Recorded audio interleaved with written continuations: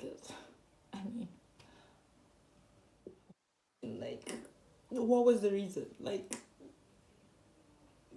I only had you're lying. I had two. Yeah, this is your third one. And that's your what? My third one too.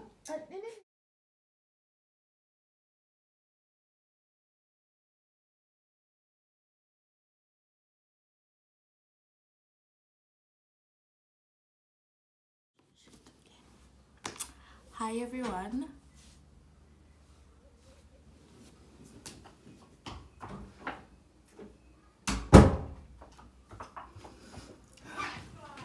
Welcome.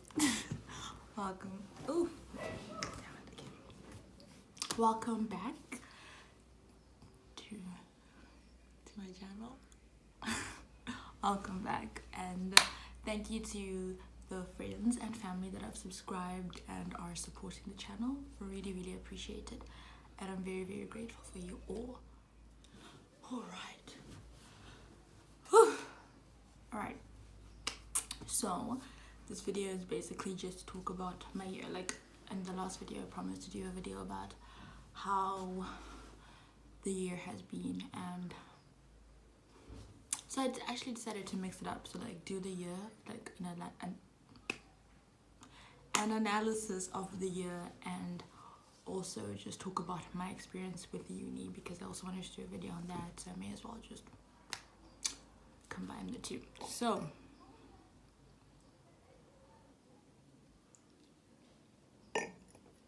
2019, guys.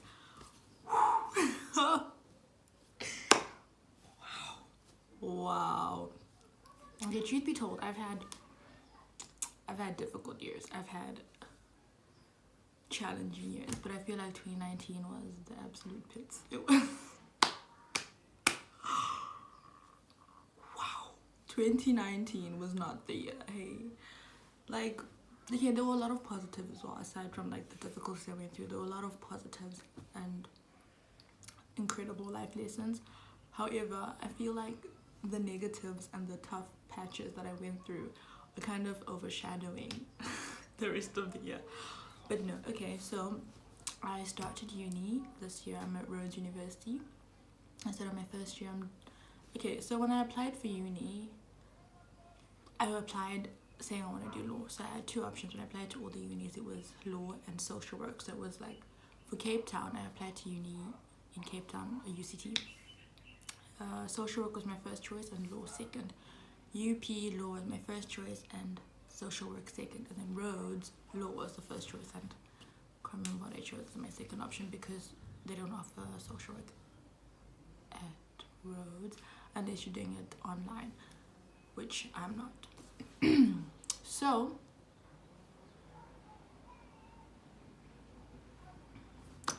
I was accepted for law at Rhodes, and my choice school, which was, okay, to be honest, UCT and UP were on par. Like it was either or. I didn't mind where I went as long as it was one of those two. So those were equally a first choice. And then Rhodes, I just applied, to be honest, because my sister's there and dad wanted me to apply there, so that's why I applied. UCT rejected me. Till this day, UP has not responded to me. I can't understand. How rude can you be?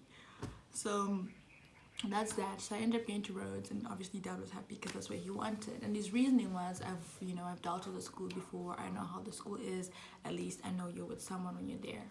That someone being my sister. So I ended up going to Rhodes, and I was accepted for law. So I was accepted to do law, a Bachelor of Arts in law, which at some point in my life I thought it was something I was supposed to do. But then I feel like gap years are so important. So during my gap year, I realized that I actually don't want to do law, and I'll be doing it for the wrong reason if I end up doing law, which is because everybody else thinks I should be doing law. So I was thinking about it, and I spoke to people, adults and whatever, and I came to the decision that I'm not going to do law. And the hardest thing was telling my dad that I don't want to do law. See, my dad is like, he's a practical person, and you say, I don't want to do this, but I want to do this instead. But I didn't know, and I also till this day don't know what I want to do. So I said I don't want to do law, and he says, okay, what do you want to do? and I couldn't offer him an answer. So that was one of the most difficult conversations I think I'd ever had with him, because he was really disappointed, because he did genuinely want me to do law,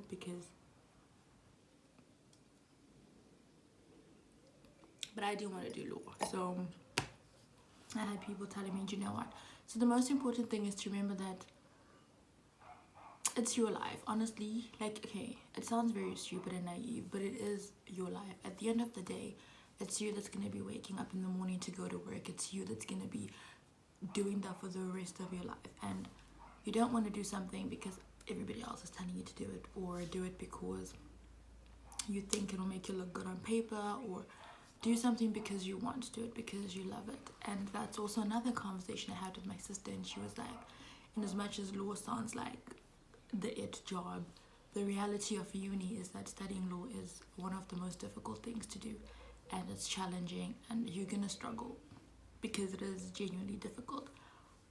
But if you love it, like I do, because my sister's also doing her LLB now, if you love it, it's gonna help you get through it.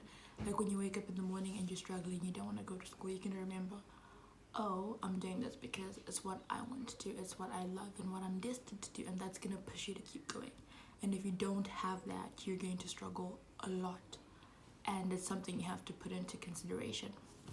And I had an aunt who told me that yes, you're spending money, right? But another thing that you have to realize is 5 years is a long time to do something you don't love. And to spend 5 years in school studying something you don't want to do, it's a waste of your time. Yes, you're going to please an individual, but at the end of the day, you're going to be unhappy. At the end of the day, you've wasted so much of your time, and you're going to be unhappy. And one of the most important things in life is to find fulfillment and to find joy in what you're doing, and that's what I've always wanted to do. So I sat my dad down. I was like, I love you and I appreciate like everything you've done for me, because my dad works so hard. Like, honestly, my dad works really hard, and I mean so hard. Like, he would do anything and everything to get us through school, because he believes that through education we're gonna get a better life. And wow, I love him for just the work he puts in to make life better for Charlene, and I genuinely appreciate him. And I feel like as kids, sometimes we don't realize what our parents are doing for us. We don't realize how much they're doing, and it's important, I think, to just say thank you, even though you don't know to what extent they're working hard, or you don't know what exactly it is that they're doing. But at the end of the day, they're working hard. And with the situation in Zimbabwe at the moment, they're working twice as hard just to get you through school, because they want the very best for you. So having that conversation was really hard with having that conversation with dad. And at some point, I didn't even want to go to school because I felt guilty spending money to go to school, and I don't know what it is I want to do. So I was feeling so guilty, and my dad said something to me. He said, I would rather have you go and get the most basic degree, but at least you have something in your hand, and you have somewhere to start from. So that's the reason I ended up going to school, because he was like, I get where you're coming from, that you don't know and you're struggling, but I want you to go and have something. And as much as I wasn't keen, I wasn't loving the idea, I eventually opened up to it, and I'm so glad I did, because in this 1 year, I've been at school for 1 year, and I've learned so much, not just academically, but also in terms of life. And yeah, so that was my experience in terms of starting uni. So what I was saying about gap years is, I believe that they're really important, and sometimes people don't need them, but personally, I really needed a gap year, because I needed to find myself. I needed to go through I needed to deal with my life, really, and that's the main thing. And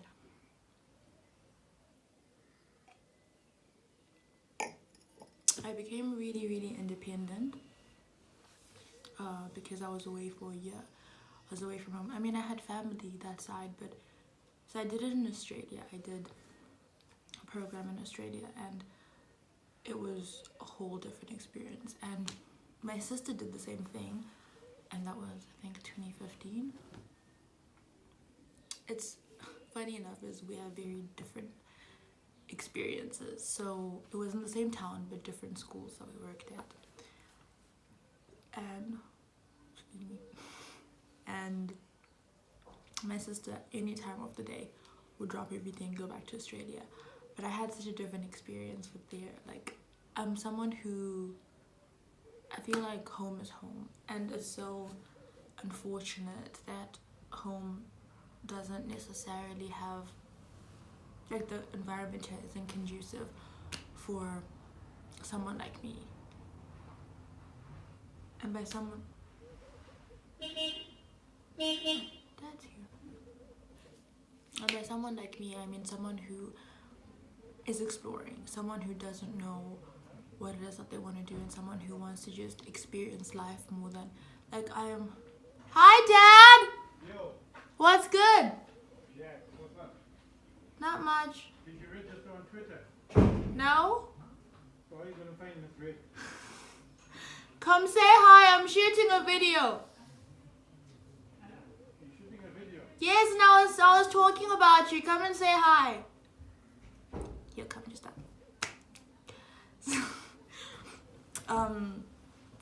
Yeah. I forgot what I was saying. So, oh.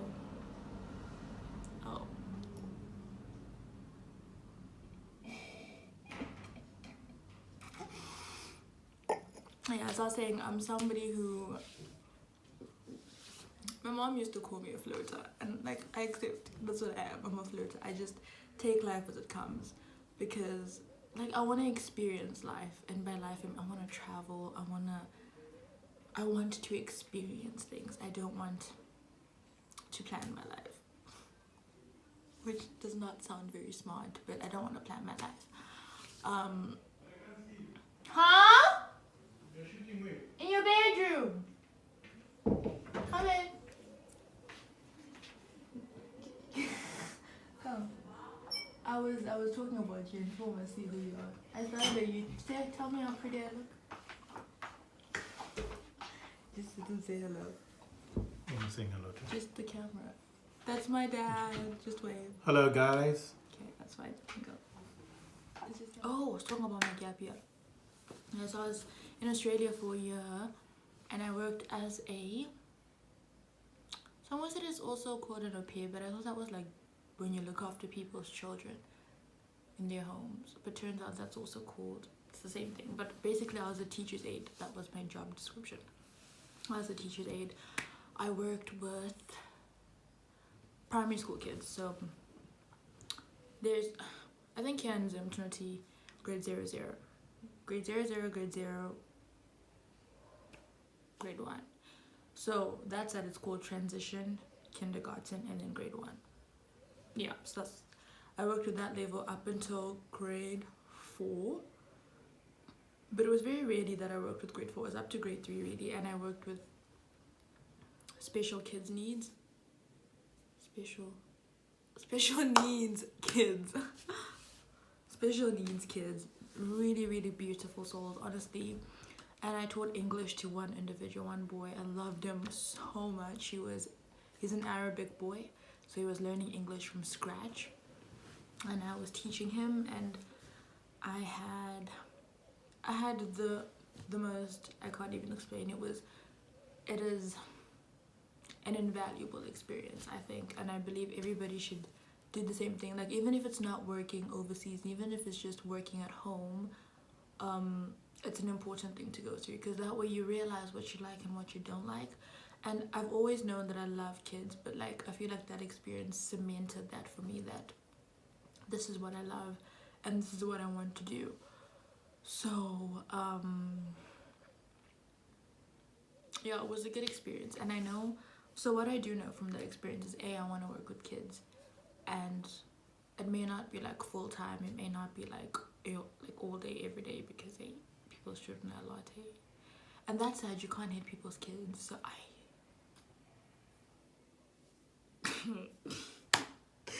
it was a lot.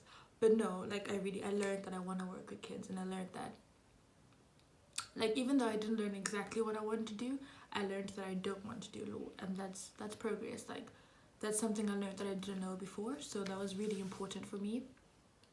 and I learned the importance of saving. I feel like it's so painful spending your own money in comparison to when you get money from your parents and then you spend it like it's fine, it's not yours. But when you're making that money, it's like the whole of last year my dad didn't finance me. He paid for my flight there and back. Well, because when you apply for the visa, you have to book with a return ticket so that they know that you don't want to live in their country. You're just going back to your country. So that's what my dad paid for my ticket. That was it. And then the whole of last year I was financing myself. Never once asked him. And it's the best feeling. Being independent, financially independent, is the most liberating feeling. And I really liked it. Like, I was earning my own money. I wanted braces for the longest time, but I didn't want to like put that weight on my dad to pay for my braces, and I did that on my own because I was working, and I'm working now. I bought myself some cute little things. But you know, like, it's just the independence it's very invaluable. Like, I would advise anyone and everybody, I think, to take a gap year, because honestly, I do. Like, I didn't want to do it initially, but I'm so glad that I did, because I learned so much. But anyways, back to 2019. I started school, so I've never really struggled making friends. Like, it's never been something that was very difficult for me. But this year, I was more conscious of the people I wanted in my circle. And by that I mean, not that I feel like I'm better than other people, or that I am a goody two shoes, because I'm not. But I wanted to be very intentional about who I let into my life. And by that I mean people that are going to help me grow, and people that are on the same, not the same path, because really no one's on the same journey that you are, but like somebody who, it's hard to like, I don't know how to explain it, but someone who is focused on their goals, like I am, even though I don't know what my goal is. But somebody who, I feel like you guys get what I mean, so we can leave it at that. I was very intentional about who I let into my life. So in as much as there's so many people, I didn't let everybody come into my life. And at that point, I decided that what's for me is for me, and what's not won't come to me. So I decided, if God has people that are supposed to be in my life, that should be in my life, He'll let them come in. If not, then they shouldn't even like look my direction. So I think the first semester I barely had, not even like first semester, I can't say I had a friend until I met someone towards the end of the semester who I love, my friend Monique, who I cherish so much. I've learned so much from her, and she's the kind of friend I've really been wanting, and someone I wanted to come my way. And in as much as I waited for quite a few months, God sent her my way, and I made other friends. I have Yolisa, I have Melo, like I've made some amazing friends, and many others. I'm so sorry if I don't mean many others, I'm lying. I've met some amazing people, but yeah, it's like when you wait, things will come to you. Like, I'm a strong believer in destiny and in fate, and in like life working out the way that it should be. So I believe that nothing will ever happen that shouldn't happen. I believe that even if you mess up your plan for your life, it's always going to find a way to happen. Like, for example, if you're supposed to be an accountant, for example, that's a very poor example, but it's very poor. It's very, okay, let's say you want to be an accountant and you study medicine or you study law. If you're supposed to be an accountant, you will always, like, God will He will find a way for you to end up being where you are, because that's His plan for you. And sometimes it will take you longer to get to where you're supposed to be, because, you know, you've made wrong decisions, or because you're supposed to learn lessons along the way. And for me, I feel like maybe that's what's happening in terms of career-wise for me, because I would be lying if I said I know what I want to do, because I don't. And what I'm doing right now, I said I'm doing a Bachelor of Arts in Psychology and French. I'm loving it so much. But like, at the end of the day, I might not even end up using those majors or this degree, because that may not be my plan or the plan for my life. But through that, I've learned so many other things, and I might get connections that I wouldn't have gotten otherwise. So I'm a big believer in things always working out the way that they should. Like, nothing that would ever happen in your life is not meant to happen. And as much as a lot of things are negative and a lot of things are hurtful and you feel like you could have done without them, I feel like there's so many lessons that come with them, and it's something that you should cherish and something that you should embrace and move on with life.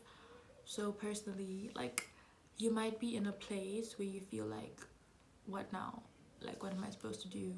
Where do I go from here? But trust, honestly, if you're at rock bottom, the only way is up from there. Because God knows I've seen rock bottom. God knows I know what rock bottom looks like. But it's all part of life. And I think enjoy life. Take it a step at a time. Yes. That's fine.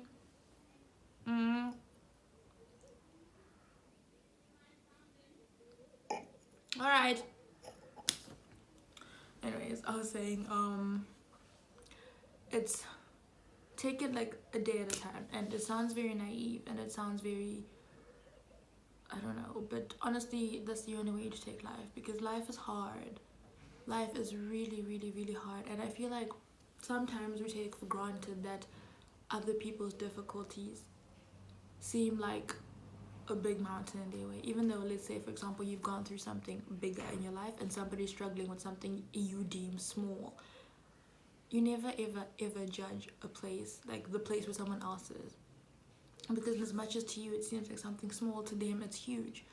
So that's another thing I've learned this year, that honestly, it's okay to feel how you feel, and I think that's one of the most important things you need to learn and to cherish.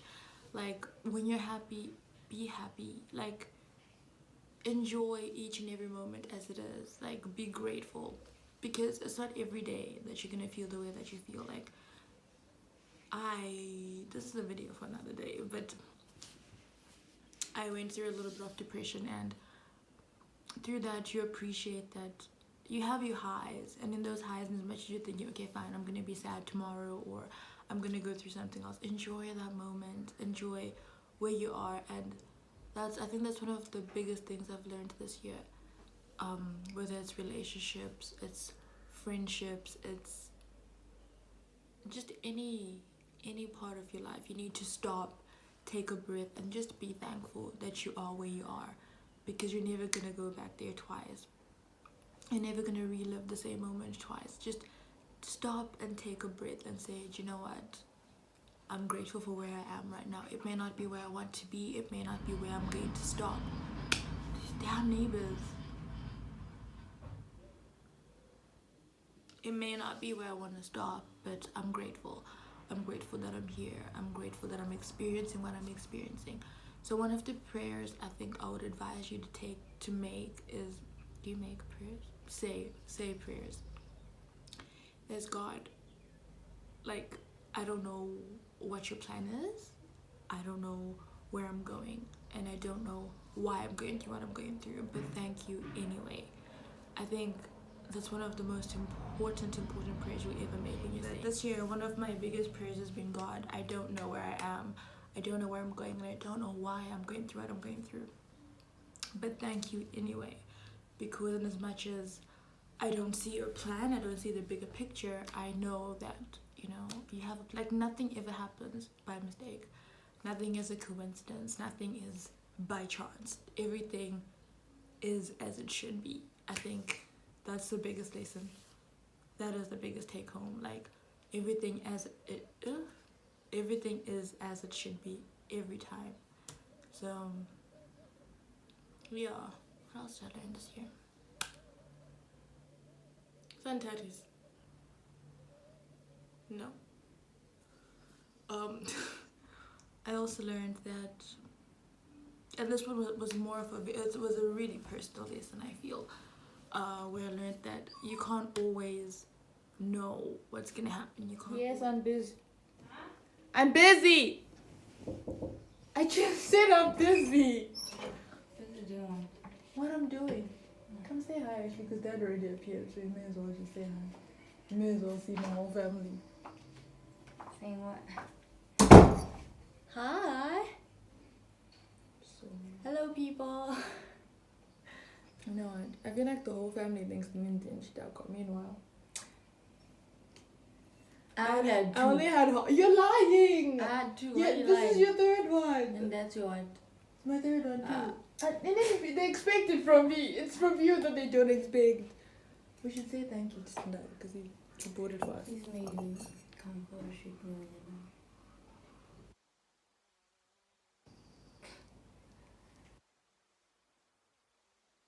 Bye. We should go. Do not put your hand. You think so? Yeah. I knew the husband first. That's my sister. That's my sister Charlene. We are. She says 4 years, but it's really not 4 years because it's 3 years and 11 months. We're 3 years and 11 months apart, not 4 years.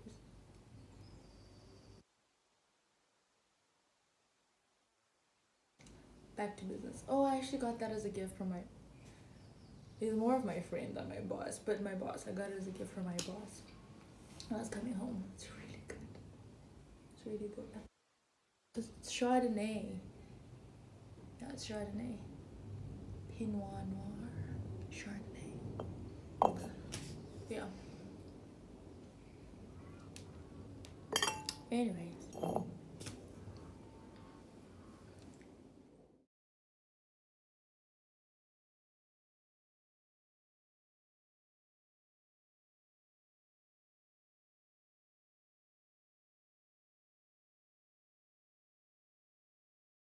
There's a quote I read, and it's like, I feel like it's my life, literally. It says, nothing in nature blooms all year. Be patient with yourself.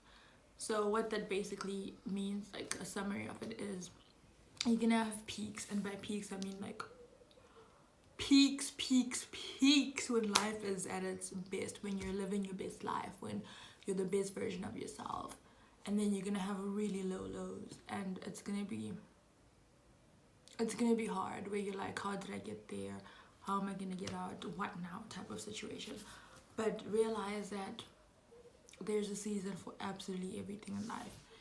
There's a season to be happy, there's a season to mourn. That's Ecclesiastes, I think. I don't know if you know the verse, but it's Ecclesiastes.